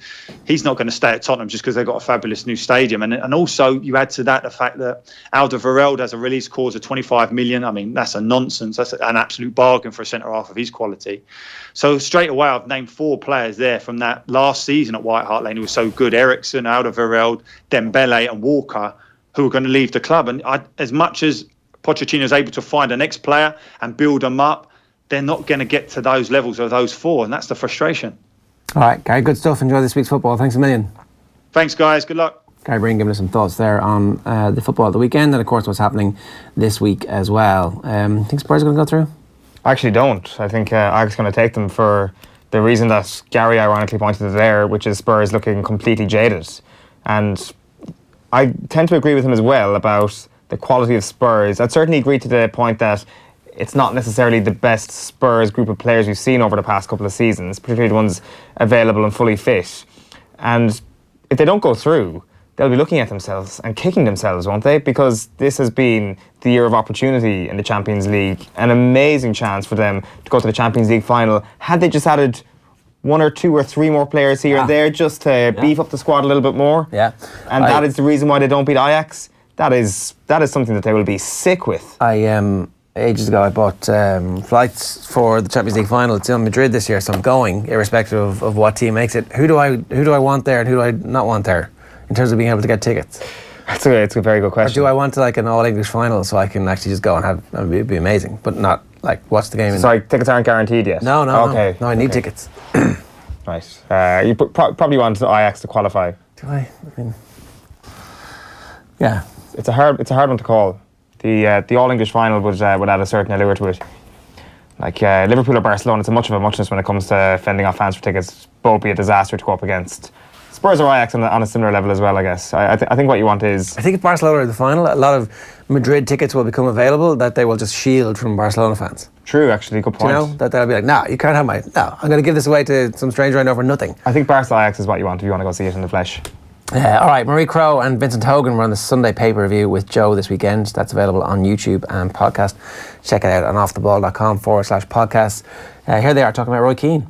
People have this impression of Roy Keane as someone who just goes in and tells it like it is, and that there's no ego at play here. There is a huge ego at play, and there's an ego at play in his general demeanour when he was on duty with the Irish team, or that this John Wayne, I'm so hard I'll stare anyone down over, you ask me what you're having on the menu and I'll give you the stare. There's a huge sense of his own public self there all the time with Roy. And I think he would have gone in very, very much with the intention of finding a loophole in something Gary Neville said, because his relationship with Neville in that Manchester United dressing room was always he was the senior guy and Neville would do what he was told. Yeah. Roy would never lose that, and he would never go in there feeling him and Gary Neville are equals. And that was clear from the off that he was ready to pounce on Neville the moment he got an opportunity. Maybe he wasn't entirely fair. It didn't matter. It was the Roy Keane show, and he knew it was the Roy Keane show, and he knows this morning Sky will pay big bucks to get him back there. Yeah, I mean, what they've made in just marketing terms has paid his fee 20 times over, I would think. And look, I appreciate he's right in many ways, and like you can't say what Manchester United did was well. So in the main, I'm with him, but I just thought there was, at least Neville was trying to give a degree of insight that Roy wasn't even trying to give. It was just like, it's just bad. He wasn't explaining why it was bad. All right, Phil is here with the day's news. How are you? Good, yeah. I'm going to start with Manchester City. Pretty much done and dusted now. 2 more wins. So, yeah. Will guarantee that they win the Premier League once again under Pep Guardiola. 12 wins in a row. Is there any way Brighton on the last day of the season celebrating staying up could do it? No, because they're going to go for that Burnley approach, the rear guard, attack v defence, and Burnley are better. That works really well, doesn't it? It does. It made for a frustrating afternoon for City, but ultimately they found a breakthrough. Even if the goal hadn't have been given, if there was no goal line technology, you imagine they would have found a winner. Cardiff needed to get a point yesterday to keep Brighton interested and to keep them honest. Yeah, like that was the end of the Cardiff-Fulham game was mad. Like Cardiff were pushing on and they hit the crossbar and they missed chance after chance. But yeah, Brighton are pretty much safe unless Cardiff can win on the final day of the season. But 2 more wins should do it for Manchester City. They host Leicester next Monday. Liverpool have a trip to Newcastle on Saturday night, which is sandwiched in between the 2 legs of their Champions League semi-final against Barcelona. Guardiola says that City and Liverpool are bringing the best out of each other. It's tough for Liverpool, it's tough for us with 92, 91 points, and still we are not champion. But that's what it is. So they push us, we push them, and at the end, we'll see. 2 more games. Now, while Sergio Aguero was scoring for Manchester City, that goal was greeted with a cheer inside Old Trafford. Yeah, that's mad, isn't it? That's where... They're missing the point. There's this Frankenstein's monster being built in the corner, and they're like, "Oh yeah, you're not Liverpool. You're much better for us than these guys over here, very frightened, who we've beaten non-stop for 20 years." It's like, get over yourselves. These guys over here are the real problem. Because what's the only thing better than beating somebody for 20 years? Beating them for 21 years and 22 years. Like the sooner the Liverpool drought ends, the worse for Manchester United fans. I can completely resonate with the way Manchester United they're missing the point. Man City. Yeah, I watched the Youth Cup final last week. Manchester City are going nowhere. They are, even though Liverpool won the Youth Cup, City, it was just like watching, Pep Guardiola was there at the Youth Cup final, just watching basically a mini version of his team, the way they played. And that's going to be brought in, there's going to be more of those players brought in, and they're just going to dominate English football. Well, they'll be loaned out and they'll be sold at vastly inflated prices because they've come through that system, and then they'll use that money to buy all the world's best players. Like Man City are here forever now. But it's only to do with the football team. It is probably, no offence to Liverpool fans, it is probably to do with the Liverpool fans, and that is why the Manchester United fans are so passionate about this thing in terms of their support for Manchester City. Like, when was the last time you heard about Istanbul? Probably yesterday. When is the last time you'll hear about this year's season if Liverpool win the title? Probably in 60 years' time. So I can completely resonate with Manchester United fans in this regard. If I was a United fan, I would also be back in City. I can't. Okay, well, anyway, let's talk about United. They're 3 points off 4th place Chelsea because of the 1-1 draw at Old Trafford yesterday. Started well, Juan Mata scores, but David De Gea, another blunder, and he gifts Marcos Alonso an equaliser before half-time. Chelsea were the better side in the second half. After the game, United manager Ole Gunnar Solskjaer was asked about De Gea's form, and he likened his drop in form to Solskjaer's time as a striker. Whenever I didn't score a goal, of course my confidence dropped. If I missed some chances, and so David's he knows he could have done better with a goal. There's no reason hiding that, but there's no chance any of us will point fingers. you kind of feel one more win probably do it for Chelsea, given the form of Arsenal. 3 defeats in a row in the league, beaten 3-0 away to Leicester. They're 2 points off fourth place. The Gunners had Ainsley, Maitland, Niles sent off in the first half. Then all 3 Leicester goals came in the second half. Jamie Vardy with 2 of them. Sheffield United will be back in the Premier League with Norwich next season. Sheffield United were pretty much guaranteed promotion after their win over Ipswich on Saturday, but it was secured because of that 1-1 draw between Leeds and Aston Villa at Elland Road yesterday. A heated game when Villa conceded a goal when they declared they were injured, but Marcelo Bielsa has come out of this pretty well, because he ordered his players to let Villa score when play resumed, and they walked down the pitch to put the ball into an empty net. But Pontus Jansson didn't get the memo, or he did, but he didn't really like it. Did he just decide that he disagreed? Yeah, so he knew. He said he knew. Yeah. Bielsa said that my captain didn't agree with me, but that he was undermining me, and yeah, he kind of put in a bit of a challenge. But Adoma eventually scores. They could meet again in the playoffs. The way things are, that would be tasty. Yeah, but you could say that about Leeds and Derby. That could happen because of the whole Spygate. So Leeds are just annoying a few different teams that there's going to be a narrative whoever they play. Owen wants Marcelo Bielsa in the Premier League. Oh, it'd be brilliant. ASAP. Does he have to be with Leeds? Like, maybe not. You know, that's the thing, isn't it? But the Leeds veneer adds to it, doesn't it? Like, as you were saying earlier on, was this the first time we've been praising Leeds for fair play? Is this the first time we've all been kind of saying Leeds are the benchmark of fair play? Like, they will revert to annoying people once again, and I guess very quickly, straight away, you'd say. Like, will Manchester United fans next season rather Leeds or Liverpool win the Premier League? Well, I mean, obviously one is a complete fantasy. The other's more likely than not to happen. Or 50-50 maybe. Well, if Liverpool are going to win anything, it's pretty much down to Virgil van Dijk. He's been named the PFA Player of the Year. Manchester City's Raheem Sterling at 24 is named the Young Player of the Year. And if we were talking about Arsenal, the Republic of Ireland internationals Katie McCabe and Louise Quinn are now Women's Super League champions because Arsenal beat Brighton 4-0. McCabe was actually on target in that game. So Arsenal have their first league title since 2012. And their teammate Viviana Miedema was named the Women's Player of the Year, also a Dutch international as well. Tonight in the SSE Electricity League Premier Division, leader Shamrock Rovers host St. Pat's. That game is at 8 o'clock. 4 games at 7:45. Second place Dundalk are away to Waterford. Derry City in fourth are at home to third place Bohemians. Cork City take on Finn Harps at Turner's Cross, and UCD play Sligo Rovers. Some sad news coming in. Czech international striker Josef Šural has been killed after a bus carrying several of his teammates, Alanyaspor, the Turkish club. So they were on their way back from a match last night. 7 of the club's players had rented this private minibus, and the bus crashed. He died in hospital. The other 6 teammates have been taken to hospital after the crash. Former Spurs defender Stephen Calker and former Newcastle striker Papi Cisse play for Alanyaspor. It's not clear if they were actually on the bus. Calker actually scored in the game yesterday, but yeah, that's news we're waking up to this morning.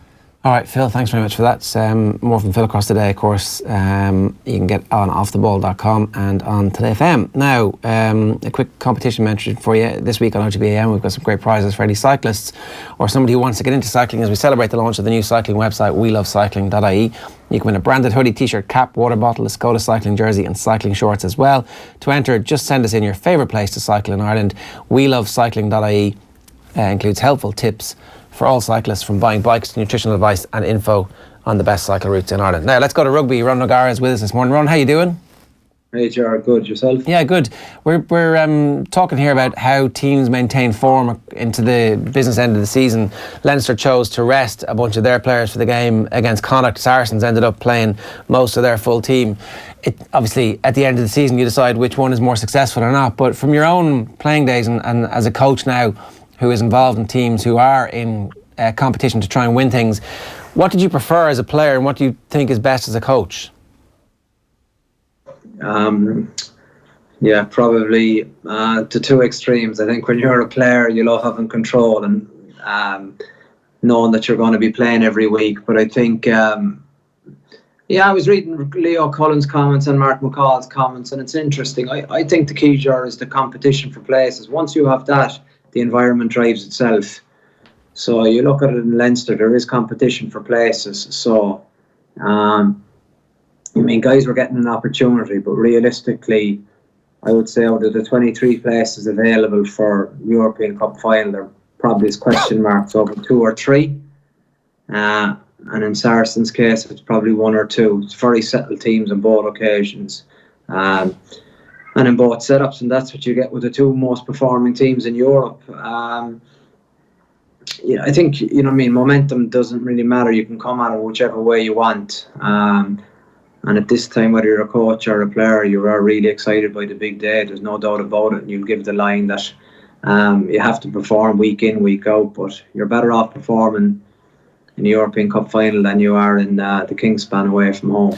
Is there, I remember when Man United won the treble, they won it on like 76 or 78 points. It was a really low total, but it was because the league was so difficult, and they actually ended up barely changing their team for the last 6 or 8 games of the year, which included the away trip to Juventus, where Roy Keane put in that performance, the Champions League final, where obviously they had that miracle victory in the end with the 2 late goals.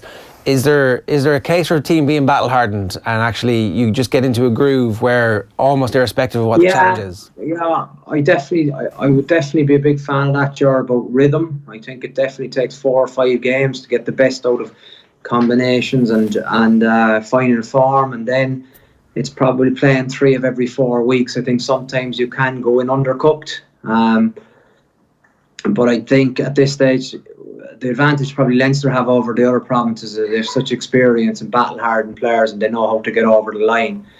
I think in the Examiner made the point about, you know, the Munster team, and it was from me from 2000 to 2006. There are always question marks because you don't know, you know what I mean, what getting over the finishing looks like or tastes like. But these boys are on for, you know what I mean, essentially some of them it could be their 5th time. And I know there's only probably 1 or 2 of them that could be their fifth time achieving that, but it's a phenomenal, I suppose, achievement. So they know better than anyone about what it takes. So I do definitely think that there is massive value in that, but it's only probably once or twice a season when you get pushed to those utter limits where that essentially what is trust and what defines trust. Trust is a loose word and it doesn't mean much on paper, but actually when you act out trust, it's very, very powerful. Yeah, and to be honest, from a Leinster perspective, they hope that only starts right now after the game at the weekend, because their next game where the full-time team is going to be out is the Champions Cup final, and then after that they'll have a semi-final, and who knows, maybe they will or won't have a Pro 14 final to do as well. And also Ger, as well, in the fact that when you have someone like Jack McGrath not in the 23, it sends a rocket up everyone. That is the reality of it. Yes, it is a settled side, but you have a British and Irish line that's not featuring, so everyone subconsciously is on your toes. Leo has and Stuart has shown basically that A, we're not picking reputations, B, we're not picking names, and C, we're picking guys that are performing. So it's you know, I don't know what it will be for the final, but it's I presume it's a bitter pill for Jack McGrath to be swallowing at the minute, because he's a competitor and he's achieved so much, and people don't really get that too. The more you've achieved in the game, I think the harder it is, and no matter what stage it is, to be left out, whether you're young, mature or immature as a player. So you know, I mean, he want to finish really strong, and I presume he's tearing up trees to get back into that 23, because if you're going to the game in your blazer, it is a horrible feeling. Yeah, and there's a World Cup on the line, World Cup spots on the line. Yeah, exactly. Yeah, sorry, I forgot about that. that is it. But I suppose the player's mindset is they'll think about, you know, I mean, you look upon it, you talked about the Man United team that won that treble. Those moments, they wouldn't be on a par with winning a World Cup, but they're really, really special days for the clubs. And I think, especially in Ireland, with the parochial element to it, winning with your province is huge. And we're not at the stage where winning European Cups are treated in any, I suppose, under-embellished way. Yeah, no, for sure. One of the other things we did want to talk about was Conor Murray pulled up with an injury in the warm-up at the game of the weekend. Gavin Cubisky had it that he just got bumped. He was, I think somebody bumped John Klein. Klein ended up knocking into him, and he immediately had his head in his hands. Like, he's so important to us, and he was just coming back to a bit of form that you want to see him get it out there straight away, but obviously the right thing to do is to wrap him up in cotton wool for now.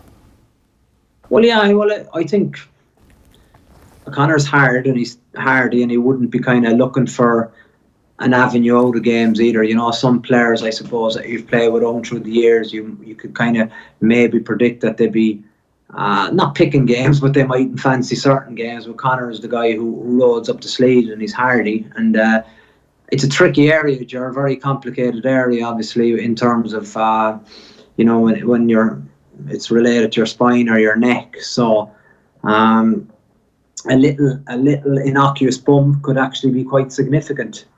So I suppose we don't know, but in terms of the scan and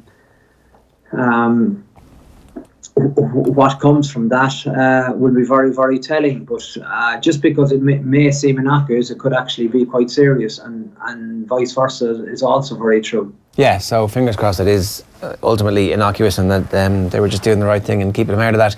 It's important for Munster to finish this season now with some silverware. Like, the Pro 14 has taken on a very significant element for them, so that they can point to progress this year, right? Well, yeah, but it's like, that sounds great, or it sounds you know what I mean, attainable, but the reality is they have to go beat Bennett and Treviso, who won't be an easy game, I don't think, and then they have to go to the RDS, which you know what I mean, no other team in Europe has achieved that carrot. So the odds are stacked against them, there's no doubt about it, because they're coming up against a team that are performing year in, year out, and probably have a squad of players that are as hungry as Munster are. So I mean, that will be obviously their goal, Ger, but it would be a huge upset, I would feel. Does that mean that there hasn't been a successful season, or is it just a season of staying steady? Like, ultimately, if how do Munster, when they start a season, judge success? Well, I'd like to think, as an ex-player there and someone that has huge time for the place, I think they're judged on winning the European Cup. You know what I mean, some seasons over the past probably number of seasons, there's been times when they've been building towards that, and they probably winning it outright wasn't a realistic goal. But I felt this year the squad was strengthened. The Carberry coming in, Ty Byrne is a huge addition, and in the centre,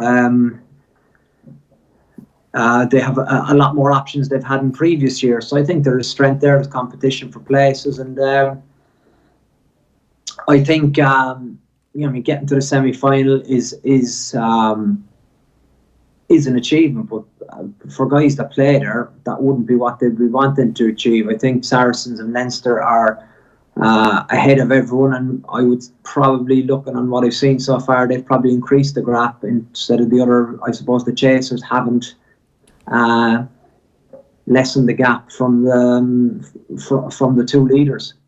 What's the most important thing for Munster to work off then in the off-season, Ronan, to close that gap?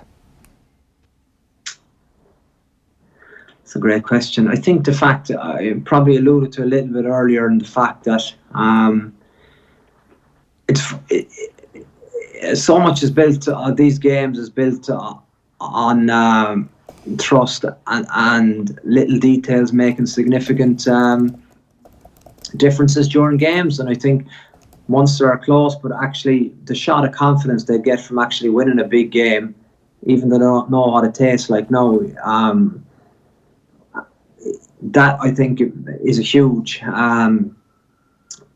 area that probably needs to be addressed among their leaders. And then also the fact that I think they need to probably just develop their game, and the fact that I think their pressure game is excellent.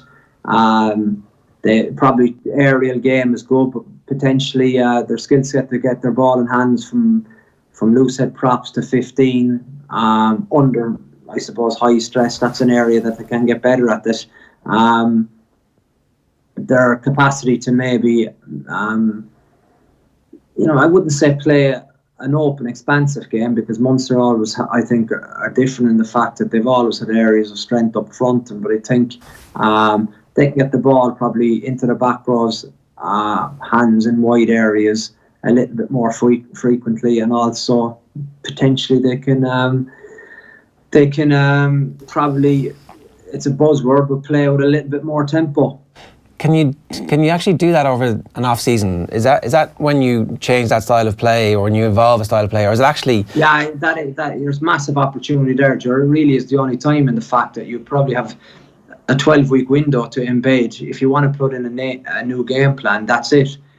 And I think that has to be the key months, in the fact you have July, August and September, but it's a semi-finals or quarter-finals aren't an area to kind of see this for the first time. You have to play that game for a number of months. As you said, it's the same as boys being battle-hardened, but like, guys need to be battle-hardened with a game plan as well as with personnel, and they need to have massive trust in the game plan. But you only get trust from a game plan like Leinster have when they get through big moments and big games, and that shows to them that it stacks up. And a lot of the game now is kind of being comfortable in chaos and turnover ball and counter attack and what you're doing off that. But the skill set of Leinster, and probably the tempo which they play at, and maybe Johnny's expertise in probably picking off defences, gives them a little advantage over the other provinces. And you do that in training. You don't obviously, because in training you've got to create match conditions, sure. Yeah. The fact that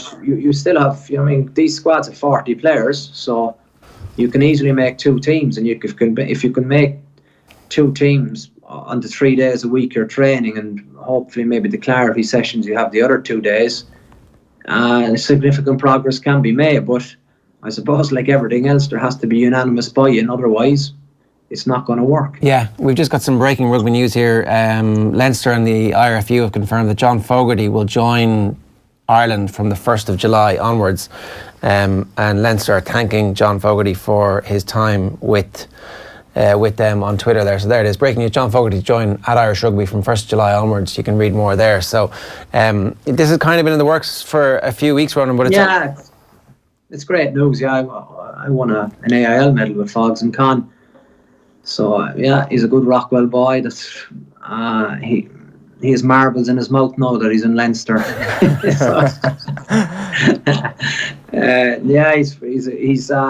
He works extremely hard. He's a diligent guy. He's hugely motivated.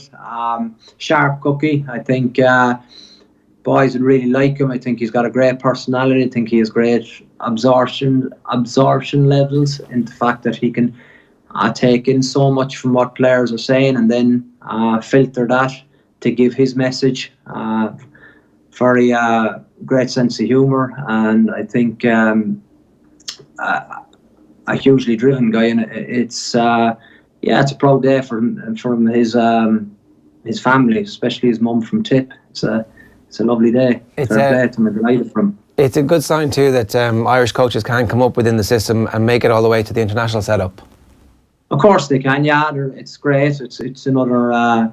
Obviously, it's an Andy Farrell appointment. So, credit must go to him too, that he's obviously looking all around the world for whoever he wants, but he's decided on an Irishman to fill. And to be fair, they're huge boots to fill. I think Greg Feek, from having spent a bit of time in camp and having remained in contact with him, is a master of the scrum and appreciating what goes on and the significance of the scrum. And I think it's only when you probably spend your whole week devoted to rugby, you kind of appreciate what Feeky brings to the whole setup, because essentially a tight head prop is invaluable, and Ireland are lucky in the fact that they have Tadhg Furlong, but also I think they're very lucky in the fact that they have a master in Greg Feek, and I think people in the know would attribute probably the big turnaround in the Leinster Northampton game going back was his capacity, I think, to deliver a technical change at half time that kind of gets brushed under the carpet sometimes. Yeah, as opposed to just the rousing speech from Sexton. Certainly Mike Ross always talked about that. They were all in the corner looking at iPads to see exactly what was going wrong while Sexton was giving a speech. So Mike Ross claims he's got no recollection of what Johnny Sexton said. One last thing, things are going really well with Crusaders at the moment. I think it's only 1 defeat and 1 draw. All the rest of the games have been wins, coming off the back of a big 36-10 win last time out. That must be a really nice environment to be in as well, and to see some of the best players in the world at the peak of their powers, and to get them into that mode where, you know, there's 7 games left, I think, in the regular season, so it's kind of at an important hinge point in the year. Yeah, it's a little bit bittersweet in some regards, the fact that I was just thinking the poor old people at home eating their breakfast last weekend and watching Sevu Reece. Like, he could be in the show in the sports grounds doing that for Connacht. You know, he was nearly set to go there, and for whatever reason, a misdemeanor, which hopefully, I think there was 2 sides to every story. I think in the fact that there will be a version coming out supporting probably Sevu in the fact that his behaviour wasn't made out to be as it was in the first place. So I think you just see how good he is with the rugby ball and how good a rugby player he is. And I was thinking for the people of Connacht at the weekend, thinking that he could be ripping it up there, but he's doing it for us at the minute. And Ger, as I said, we've competition for places, and the kind of it nearly runs itself in that regard. You just got to keep the boys really hungry, and I think got a good coach who's doing that every week. Fantastic leaders here, but it's a great environment and hugely challenging and hugely enjoyable is the key word, I suppose. All right, Ronan, good stuff. We'll let you go. Thanks a million for joining us this morning. Sure. See you, boys. Ronan O'Gara from Down Under, talking to us from New Zealand this morning. Now, I want to play you this. Big fans of the accidental partridges that do the rounds on Twitter and social media. Our own Neil Tracy was eagle-eyed watching the snooker, and just have a look at this from the Crucible. Master Williams Jr. has turned up as well, part of the cheering section. I'll tell you what, he loves his dad. Loves his dad to do well on the snooker table as well, always smiling. Lovely young man. Wants to hear the commentary. Hello, son. Dad's doing okay, not dead yet. In this match, of course. What happened last night, maybe that's an appropriate thing to say. Thank heavens he's okay in terms of health. What about his snooker health?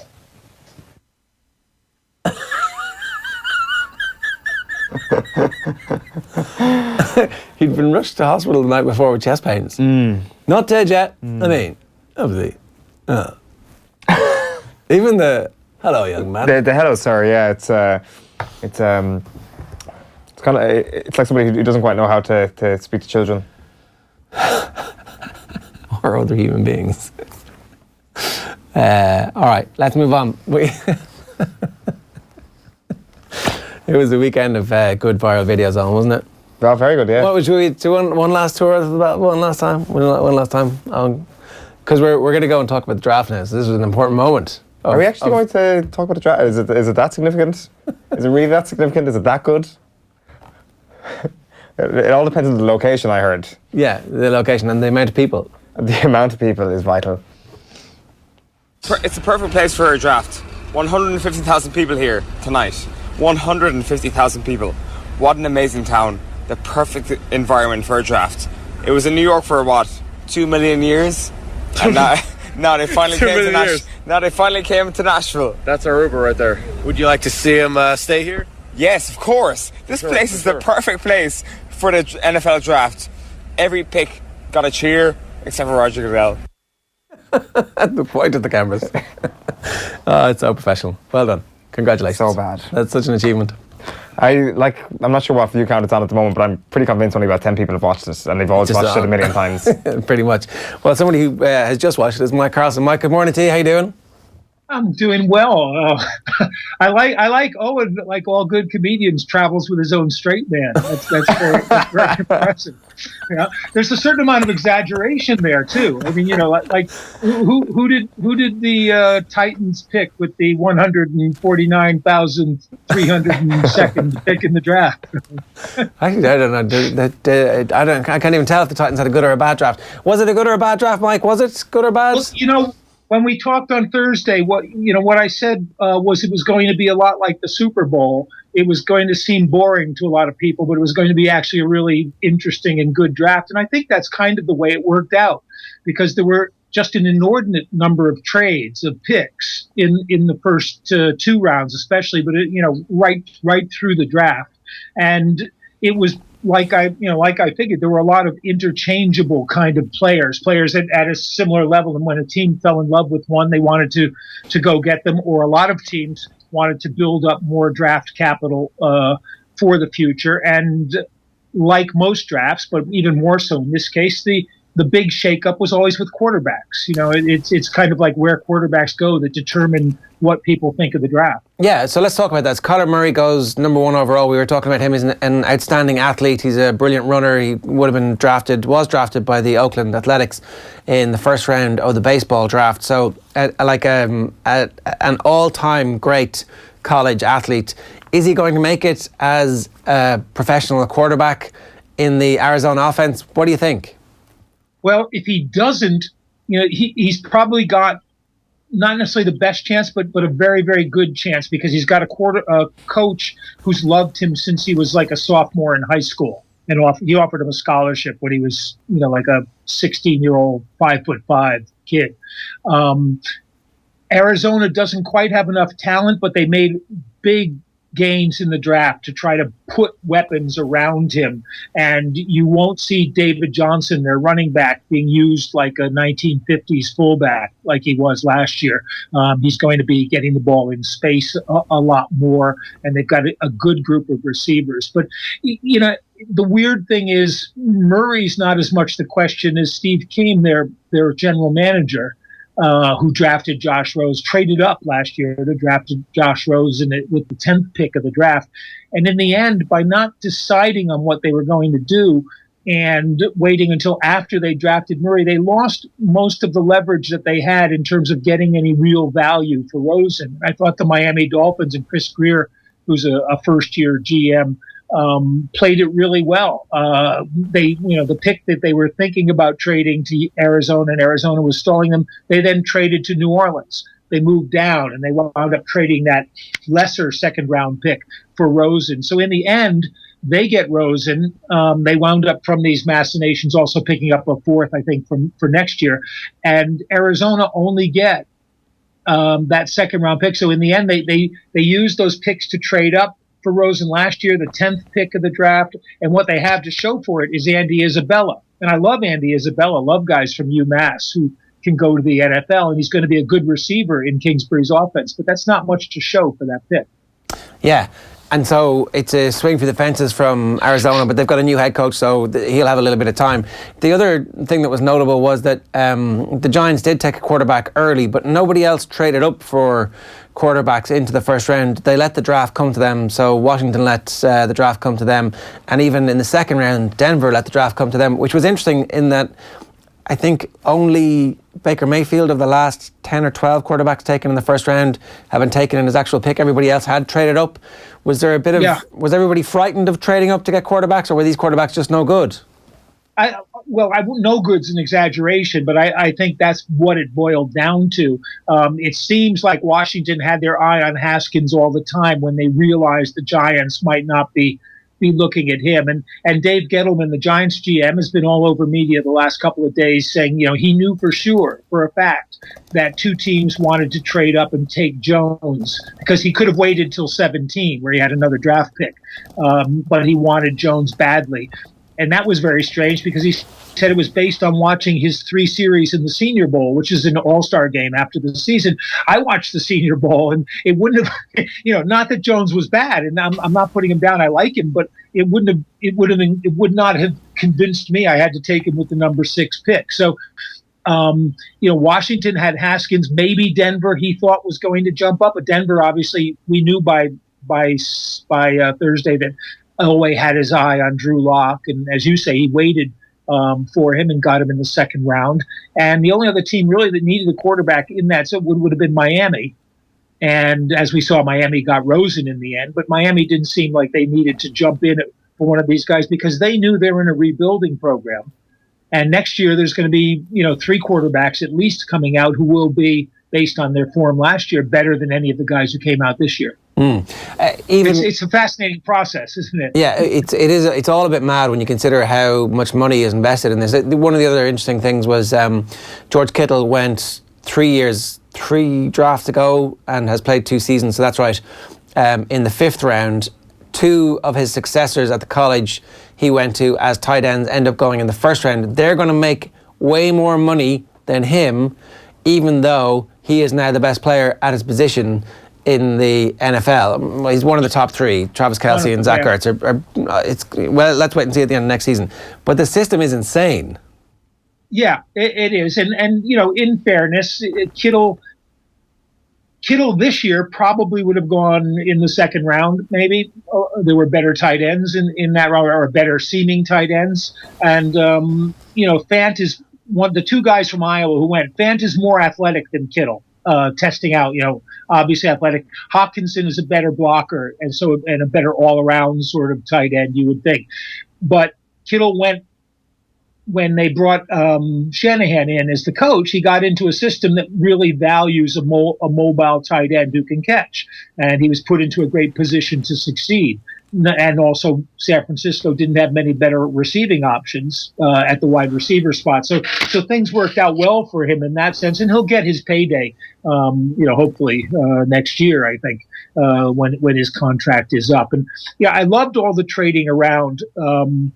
If you saw the Super Bowl, if you saw after the Super Bowl, one of the mic'd up things, Sean McVay comes up and talks to Bill Belichick before the game, and he's really blowing smoke. It seems like he's blowing smoke. You're great. I love it. I've studied the way you do it. But the Rams and the Patriots were 2 of the more active teams. Seattle was trading down at every opportunity, but the Rams and the Patriots made 3 trades with each other, which was funny in the sense that New England went into the draft with 12 picks. 4 of them very late in the 7th round. They made 10 in the end, but only their first pick and their last pick were their own picks. And in the middle, there was round 3, 101. They traded to the Rams and then traded back to get it back from the Rams. So the only other pick that was their own, they actually gave up and then got back. And they both did the same thing. They both basically traded to accumulate in the middle rounds, in the sort of 4 and 5, because again, this was a draft with reasonable talent going down that level. Not that much different between round 2 and round 4 in this draft, and I found that really, really interesting. And everyone went crazy because Bill Belichick took a wide receiver in the 1st round. Well, did you expect that? Because we actually didn't get to that on Thursday. That was one of the last items that we were supposed to talk about. But what had you? He knew he wasn't going to get Hawkinson, who was the only all-around sort of tight end that would be available. They don't need a tight end as much as they need a matchup difficulty. And that's what N'Keal Harry presents, because he's a huge, fast wide receiver, much like Demaryius Thomas, who they signed as a free agent, but he's bigger and probably a little bit faster. And of course, he's younger and cheaper and not coming off an injury. And so that was, I think, what their rationale was. The other thing was, when you look at the 2nd pick, Joe Juwan Johnson was kind of a surprise, a really big cornerback, more almost linebacker sized. They're obviously trying to get bigger and quicker and tougher, I think, just keep that hard-nosed image from the playoffs and the Super Bowl going. They took I love the undrafted portion of the draft, but they took a guy called Xavier Ubosi. They signed him undrafted out of Alabama Birmingham, he's kind of like a minor league version of N'Keal Harry. He could develop into a N'Keal Harry, which I just thought was fascinating, because there were 5 or 6 guys in this draft who were receivers like that. 6'4", 6'5", 230 pounds, pretty good speed. The ultimate one, obviously, DK Metcalf, who everybody swooned over when he took his shirt off at the draft and ran a 4.3 something 40. And walked into the room for his interview with the Seattle Seahawks with his shirt off. Yeah, you noticed the camera was behind Pete Carroll. It wasn't actually showing you his chest. And but yeah, Seattle took him at 64, and he's a good fit for Seattle, because when you think of Russell Wilson and plays breaking up, where you have extra time, that's going to give Metcalf a lot of time to get behind defenders or get isolated one-on-one. And that he's not a good route runner, however you want to pronounce it. He wouldn't fit into a sort of Cliff Kingsbury offense so much, but he'll be fine. I think with Seattle. Two quick things I just wanted to talk to you about. Doug Baldwin is potentially retiring. It looks like they're already talking between the league office and the Players Association to try and work out what of his contract he'll be entitled to.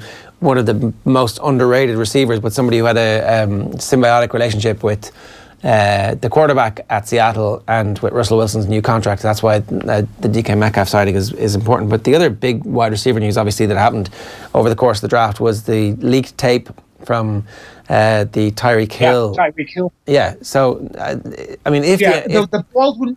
Yeah, the Baldwin one, I said I wasn't following. I wasn't staying up all night for the 3 nights because the coverage I just can't stand in the end. It's too slow. There's too much. And when I didn't see Owen after the first, kind of like 3 hours, I just figured I'd turn it off and pick. So.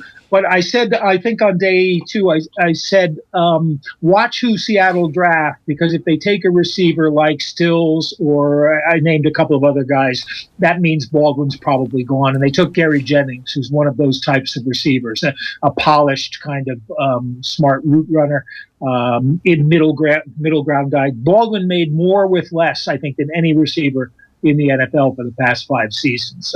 Really smart guy, worked really hard, great hands. A guy who was just too small, too slow, no real interest when he came out of college. Unlike Tyreek Hill. And again, if you watch the draft, you saw that Kansas City, by taking Mercole Hardman, receiver out of Georgia, who's a 4.3 runner, they know that Tyreek Hill's not going to be there. Whether they let him go or whether the NFL suspends him. And, I think Peter King made a good point, which a couple of other people have made, that, they really ought to have a program set up where you get guys like this with these kind of offenses and it slips through the legal system, rather than requiring the NFL to be a secondary legal system, a court of last resort. They should have a program set up where these guys go in, they're suspended, and they go into counseling, basically rehab, and have to prove themselves that they understand what they've done and the level of that. And I think that's really a good suggestion, because it's really awkward for people to depend on the NFL for justice. But now that that tape is out, I don't think there's any question that Hill's not going to be playing there. Certainly at the start of the season. When you think, when you go back to Kareem Hunt, to lose both those guys, the sort of core of your team for similar reasons, just speaks really ill of them and the whole process. And they also signed a guy called Boobie Williams, undrafted, which again makes me think of that Tyreek Hill won't be. They know he's not going to be playing. He's a running back, and if you put him and Mercole Hardman together, you would have Tyreek Hill. But it gives him a second option. I suspect he'll make the team and get some playing time, because he can also do some of the Kareem Hunt things. But it's like only in the NFL could the worst, and I mean worst, with no hesitation, the kind of worst scandal of the season break during the NFL draft. It's like they built this up for 2 weeks, and then all of a sudden someone comes along and says, "Oh, don't forget this." Yeah. It really is something that they have to address immediately. And it's time for weasel words is gone. Yeah, for sure. Mike, great stuff this morning. Thanks so much for joining us. Oh, thanks, guys. Always a pleasure. Mike Carlson giving us some post-draft thoughts. Did you take in any of the draft? Yeah. You were in the square looking at the... Yeah, for the first 2 picks. And then after a while it just got it was mostly the when they're on the clock, not much happens. A band comes out and plays, and like there's bands playing in every pub, and it's cheaper in the pubs than it is out in the streets, obviously, because the NFL run the show out there and stuff. The NFL Network guys were always banging on about how the smell of the food wafting up was making them hungry. Yeah, the food is very good. The best moment was at the start to kind of introduce the whole thing. Roger Goodell was getting booed left, right, and centre, and Marcus Mariota, the Tennessee Titans quarterback, gets introduced, and he gets booed even louder. And everybody's like, "You suck, Mariota," and all that sort of stuff. The Tennessee fans really don't like him, and I think. Like, you saw my picture. The first thing I saw when I went down to that Broadway street was a girl getting arrested and then subsequently getting taken out of the police car because the handcuffs weren't the correct size. The place was so crazy that they ran out of small size handcuffs. It was. What was going on? It's they were saying that it's like hen parties, lots of hen parties, lots of stag parties. Yeah. Yeah, it's like I've never been to Las Vegas. I'd imagine it's like kind of like what Las Vegas is like on a big fight night, just except it's sprawling, and it's just. When I was making that emotional point the last day about it being the perfect place for a draft, what I meant is like for any event really. It's just perfect that there's like one massive street where everything happens, and you can put a massive stage at the end of it, and 150,000 people can comfortably stand there. You shouldn't be shy or embarrassed about your happiness. It's like your joy is your joy. It's very true. I'm not shy. I'm owning this happiness. Yeah, you should. As much as the natural tendency in me is to not. Yeah, and Tennessee, amazing. Nashville, amazing. It is. Yeah. Like, to be honest with you, it just got completely taken over by that. I'd love to go back and see what it's really like. You wouldn't actually believe just how much that takes over the entire city. And to be honest with you, I still don't really understand the appeal of going to the NFL draft, except for the fact that it's like, this thing happens to be on, and this is a very good city. I'd like to go and see it, but as an actual football fan going to an event, as I say, you get a better experience on television, I'd imagine. Yeah, the experience on TV is not that good. No, I say you'd see as much on TV. Way more, yeah. You'd see way more, but you're not having the crack in Nashville. Okay, so say if you're like a Cardinals fan or something and you get the first pick in the draft and you're thinking this might be a significant moment for us for the next few years or whatever, then you're using your holidays to go to Nashville for the weekend. That's you're there for that hour when that thing is on, and the rest of the time you're like catching going to, is Dolly Parton land there? What's it called? Is that in that? Oh, I certainly didn't get around Dollywood. to Dollywood. I didn't get around to seeing Dollywood. I don't even know if it's in Nashville or not. I think it might be. No, I did. What else? Was there any musical? It's like the biggest music. Did you do any music tours? You mean like the Grand Ole Opry and all that sort of stuff? We didn't go there. Like, you've got to remember that this was at the very end of our 2 weeks over there. We were broken. We were emotional. So we wanted to keep things simple. Anything else happened? Not for air. On that note, thanks very much, Eoin, for surviving. A couple of quick things to tell everybody about. Celtic have confirmed that Stevie Chalmers has passed away. He scored the winning goal in the 1967 European Cup final against Inter Milan. So it's the second Lisbon Lion to pass away in a week. So with great sadness, we announced the passing of Stevie Chalmers, a loving father and devoted husband to Sadie.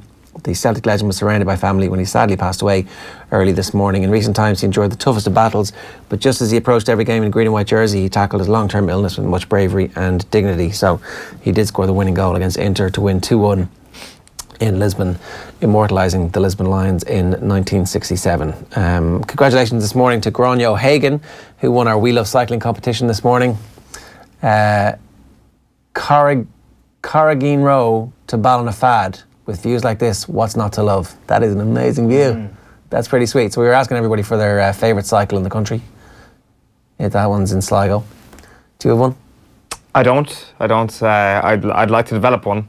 Hopefully there's some cycling opportunities coming up in the next couple of months for me to actually develop some skills and some knowledge of the scenery. Check out the welovecycling.ie website.